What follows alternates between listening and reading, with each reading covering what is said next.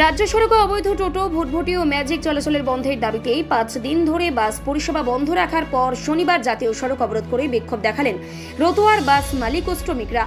এদিন রতুয়ার বাহার আলীর 8 গাম্মা এলাকায় মালদা রতুয়া জাতীয় সড়ক অবরোধ করেন তারা। সকাল 10টা থেকে প্রায় 1.5 ঘন্টা অবরোধ চলার পর ঘটনাস্থলে পৌঁছায় রতুয়া থানার পুলিশ। বিক্ষোভকারীদের অভিযোগ, অবৈধ যান চলাচলের বন্ধের দাবি একাধিকবার প্রশাসনের বিভিন্ন দপ্তরে জানানো হলেও এখনো কোনো স্থায়ী সমাধান হয়নি, তাই বাধ্য হয়ে রাস্তায় নেমেছেন তারা। দাবি পূরণ না হলে আগামী দিনে আরো বড় আন্দোলনের হুঁশিয়ারি দেন বাস মালিক ও শ্রমিক সংগঠনের সদস্যরা। পরে পুলিশের সঙ্গে দীর্ঘ আলোচনার পর প্রশাসনের আশ্বাসে আপাতত অবরোধ তুলে দেওয়া হয়। বিষয়টি নিয়ে বিজেপির কেন্দ্রীয় কমিটির সদস্য তথা ইংরেজ বাজারের প্রাক্তন বিধায়ক শ্রীরূপা মিত্র চৌধুরী বলেন, রাজ্য সড়কে অবৈধ টোটোর বিরুদ্ধে পরিবহন দপ্তর ইতিমধ্যেই স্থানীয় প্রশাসনকে বিষয়টি দেখার নির্দেশ দিয়েছে। তিনিও জেলা প্রশাসনের সঙ্গে কথা বলবেন। অতিরিক্ত জেলা শাসক ভাস্কর মজুমদার জানান, বাস মালিক ও চালকদের দাবিগুলি প্রশাসনের নজরে রয়েছে। রুট সেফটি কমিটির সঙ্গে ইতিমধ্যে বৈঠক হয়েছে। অবৈধ টোটো, অটো, ম্যাজিকের বিরুদ্ধে ব্যবস্থা নিতে পরিবহন দপ্তরকে বলা হয়েছে। আগামী সপ্তাহ থেকে রাস্তায় অভিযান চালানোর কথাও জানান তিনি। পাশাপাশি বাস পরিষেবা বন্ধ থাকায় সাধারণ যাত্রীদের দুর্ভোগের কথা মাথায় রেখে ধর্মঘট প্রত্যাহারের আবেদন করা হয়।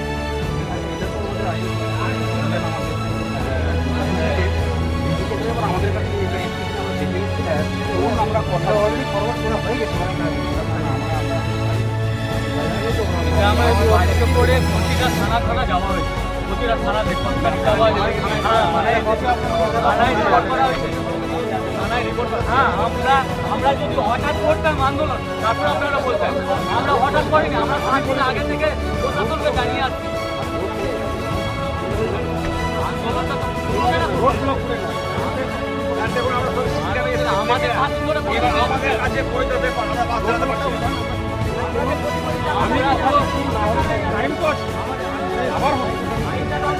আমাদের কাছে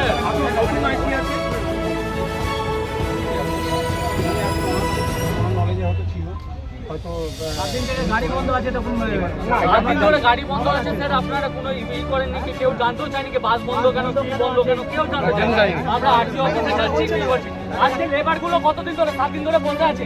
কোথায় যাবে ওরা? আমি বলি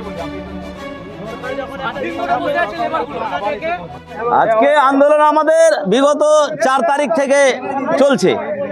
স্টেপ বাই স্টেপ প্রশাসনের কাছে আমরা চিঠি করেছি, বসেছিও, কোনো সুরা হয়নি। সর্বশেষ আজকে আমাদের পিছনে আর দেওয়ালও নাই যে পিছনে দেওয়ালে পিঠ ঠেকাবো। দেওয়ালে পিঠ ঠেকে যাওয়ার কারণে আমরা এই রাস্তায় বসতে বাধ্য হয়েছি। নিরীহ মানুষ, কর্মচারী এবং মালিক একত্রিত হয়ে আমরা আন্দোলনে বসে আছি এখনও। রতুয়া থানা অফিসার এসছিল আমাদের কাছে বা এসছেন, এখন আইসি সাহেব আমাদেরকে ডাকলো। আমাদের দাবি যেটা আছে, মূল দাবি আপনারা ভালো করেই জানেন, এই অবৈধ গাড়ি রাস্তার যানজট বন্ধ করতে হবে। আইসি সাহেব কি সাজেশন দিচ্ছে, কি বলছে, আমি 2 ঘন্টা সময় দিলাম। 2 ঘন্টার মধ্যে আমাদের যদি কোনো সুরাহা না হয় আবার আমরা এখানে বসে থাকবো। রাত 11টা অবধি বসবো, আগামীকাল আবার ভোর 5টা থেকে বসবো। আপনার নাম? আমার নাম উসমান গনি, রতুয়া শ্রমিক সংগঠনের সেক্রেটারি। গত 7 দিন থেকে সমস্ত প্রশাসনকে আমরা নিজের জিনিস জানিয়ে দিয়েছি, কাগজপত্র দিয়েছি, লিখিত আন্দোলন করেছি, কেউ আমাদের দাবি মানছে না। আমরা সাধারণত অবৈধ গাড়ির জন্য আমরা ধর্মঘট করেছি আজকে। এর আগে আপনি একদিন এসেছিলেন, আপনি রিপোর্ট নিয়ে গেছেন, আপনি ভালো করে জানেন। আমরা আবার আজকে আমাদেরকে 3 দিনের সময় দিল, আজকে 5 দিন গত হলো। 5 দিন থেকে না প্রশাসন কোনো অ্যাকশন নিচ্ছে না, তাতে আমরা রাস্তায় নামতে বাধ্য হয়েছি। করেছেন? হ্যাঁ, আমরা অবরোধ করতে বাধ্য হয়েছি। আমাদের রোজি রুটির ব্যাপারে আমরা 5 দিন থেকে বসে আছি। এত শ্রমিক 5 দিন থেকে বসে আছে, আমরা কী করবো? এই অবরোধ আপনাদের কোথায় কোথায় চলছে? আমাদের মালদায় চলছে, রতুয়ায়, পুকুরিয়ায় চলছে, মানে বিভিন্ন জায়গায় এই রুটের। হ্যাঁ, এই রুটে বিভিন্ন লোক। প্রশাসন তো এসে কি বলছে? প্রশাসন বলছে সময় নিচ্ছে, সময় দেওয়া হবে না। প্রশাসনের সাথে মালিকরা কথা বলছে, মালিকের কথা বলা হোক, তারপরে আমাদের কি বলে, আমাদের যদি কিছু বলার থাকে বলবো। অনির্দিষ্টকালীন আমরা রাস্তায় বসে থাকবো, আমরা ট্রেনে করে বাস করতে থাকবো। বাস তো বন্ধ হয়েছে, আমরা চলে যাবো, গাড়ি ঘর ছেড়ে যাবো। আমরা শ্রমিক, আমাদের যখন পেলে কাজ বলে আমরা বাইরে চলে যাবো কাজ করতে। গাড়ি ঘর বন্ধ থাকবে, ওখানে বলো না। আপনার নাম? আমার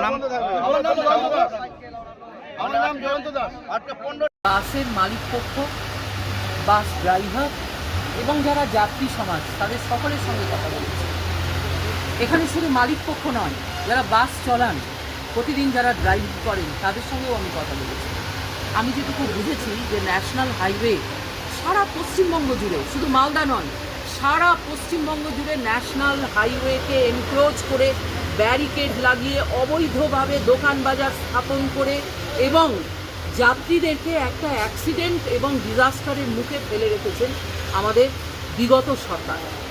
এখন তো আর পিসি ভাইপোর সরকার নেই, নতুন সরকার এসেছে, মাত্র 100 দিনের সরকার। এই সরকারের মাধ্যমে আমরা যখন ট্রান্সপোর্টাররা যখন আবেদন করেন, আমাদের মাননীয় পরিবহন মন্ত্রী অর্জুন সিংজি তিনি কিন্তু ইমিডিয়েটলি তার নোটিফিকেশন জারি করেন। কিন্তু সেই নোটিফিকেশন রাজ্য সরকার করলে লোকাল অথরিটিকে সেটা ইমপ্লিমেন্টেশন করতে হবে। পুলিশ এবং ট্রান্সপোর্ট অ্যাসোসিয়েশন তাদের সঙ্গে সমন্বয় করে তারা যেন এই বিষয়টা দেখেন। এবং গত 5 দিন ধরে এই বাসগুলো বসে আছে, মানে কি যাত্রীদের অসুবিধে হচ্ছে, মহিলা যাত্রীদের অসুবিধে হচ্ছে, আমাদের যারা ট্রাক ড্রাইভার, বাস ড্রাইভার আছেন তারা তাদের জীবিকা সেটা হারাচ্ছেন, যারা বাসের মালিক আছেন তারা এই বিজনেসের সঙ্গে যুক্ত, তারা বিজনেস বন্ধ করে 5 দিন হাত তুলে দিয়েছেন যে আমরা এই হাইওয়ের ওপর দিয়ে গাড়ি চালাবো না। এটা অত্যন্ত গুরুত্বপূর্ণ। মালদা একটা অত্যন্ত গুরুত্বপূর্ণ ট্রেডিং পয়েন্ট। মালদাতে যে পরিমাণ যানবাহন চলে, অন্য রাজ্যের কোনো শহরে সে ধরনের যানবাহন চলে না। তাই আমি আমাদের এই যে বাস ওনার অ্যাসোসিয়েশন, যারা ড্রাইভার্স এবং যারা সমাজের যারা যাত্রী, তাদের সকলের কাছে তারা যেটা বলছেন তাদের এই বক্তব্যটাকে আমি অত্যন্ত সহমর্মিতার সঙ্গে শুনেছি।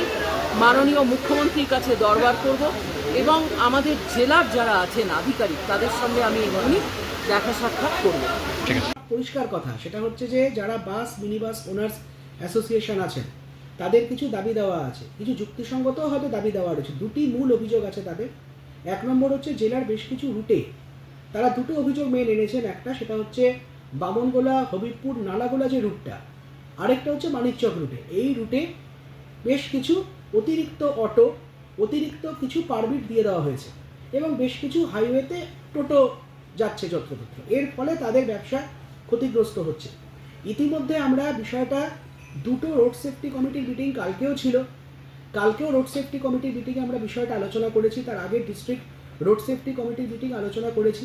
প্রথমত তাদের প্রথম যে অভিযোগ যে বেশ কিছু অবৈধ পারমিট দেওয়া হয়েছে, এটা ইতিমধ্যে কনসার্ন এআরটিও এবং এসডিও সাহেবকে বলা হয়েছে এনকোয়ারি করে ব্যবস্থা নেওয়ার জন্য। সেটা আমরা পরিবহন দপ্তরে জানাবো ব্যবস্থা নেওয়ার জন্য। শুরু হয়েছে উদ্যোগ। 2 নম্বর তাদের যে অভিযোগটা ছিল টোটো নিয়ে, আমরা ফাইল ইতিমধ্যে দেখেছি। টোটোগুলো মূলত যে সমস্যাটা হচ্ছে সেটা হচ্ছে মঙ্গলবাড়ি গ্রাম পঞ্চায়েত থেকে মিল্কি, অমৃতি, শোভানগর সেই গ্রাম পঞ্চায়েতের অবৈধ টোটো ইংলিশ বাজারে ঢুকে পড়ার চেষ্টা করছে, তাতে সমস্যাটা তৈরি হয়েছে। কালকের মিটিংয়ে আমরা একটা জিনিস করেছি, একটা সিদ্ধান্ত হয়েছে রেজলিউশন আকারে।